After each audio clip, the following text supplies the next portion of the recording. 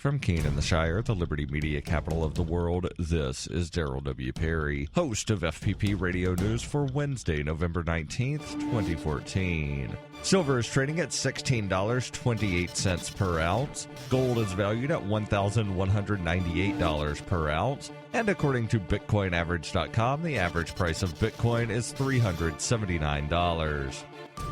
Antiwar.com reports the USA Freedom Act, originally the stronger of two Senate NSA reform bills, but watered down to the point of irrelevance, has failed a procedural vote and will no longer be considered until January at the earliest. The motion to bring the bill to a vote in the Senate needed 60 votes to pass, but only got 58, with 42 opponents. The opposition came from both sides, with surveillance critics saying the bill was too weak to bother with, and surveillance advocates who did not want any reform bill, even a token one. This was reflected in both Kentucky Senators Rand Paul and Mitch McConnell voting against bringing the bill to the floor for exactly opposite reasons. The defeat means the bill is effectively dead until a new Senate takes office, and with a much more hawkish bend, it will likely be hard for any reforms to get past them. At the same time, they likely won't be as supportive of the pretense of reform as the backers of this bill were. This may be good news in the long run, as it will at least keep the question of mass NSA surveillance of American citizens in the public eye, and without any ability for the administration to claim a bill has nominally resolved the matter. In the spirit of Motorhome Diaries and Liberty on Tour, I intend to take the message of peace, love, and liberty on the road. During the 104-day trip, I'll be visiting at least 10 cities across the country, speaking to people about the ideas of peace, love, and liberty. To find out more about the tour or to donate, visit tour.fppradio.com. That's tour.fppradio.com.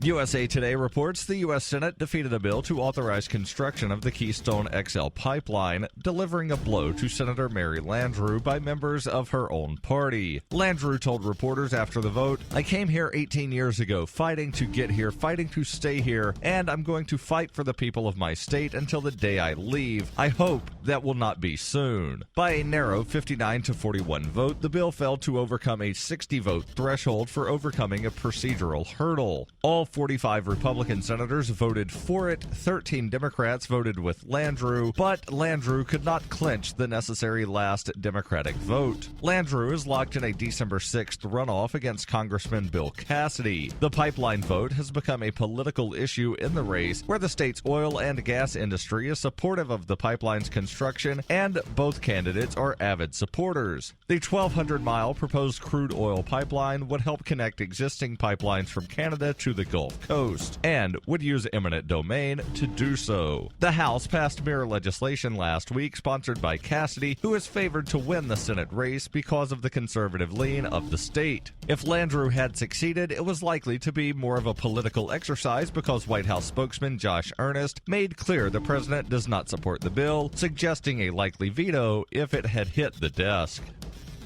FPP Radio News is brought to you by Roberts & Roberts Brokerage. For over 35 years, Roberts & Roberts has been a trusted source for buying and selling your investment-grade precious metals. They now take Bitcoin for purchasing precious metals so you can turn your profits into a long-term investment. Call Roberts & Roberts today for knowledgeable advice on investing. 800-874-9760.